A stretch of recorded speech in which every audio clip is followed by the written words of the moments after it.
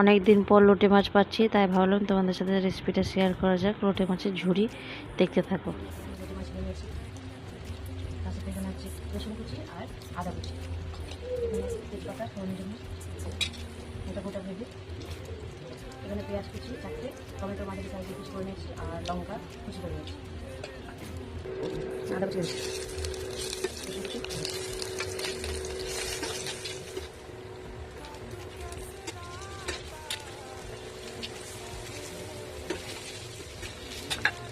এই সময় কিছু আমি মশলা অ্যাড করে দেবো।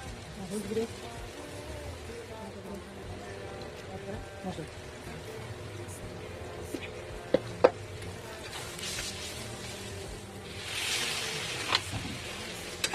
পরিমাণ মতো লবণটা দিয়ে দিই, আগে তো লবণ দিয়েছিলাম।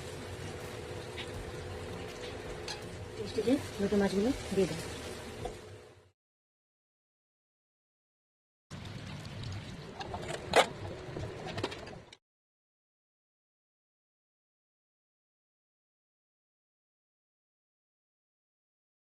বানিয়ে নিলাম লোটে মাছের ঝুড়ি।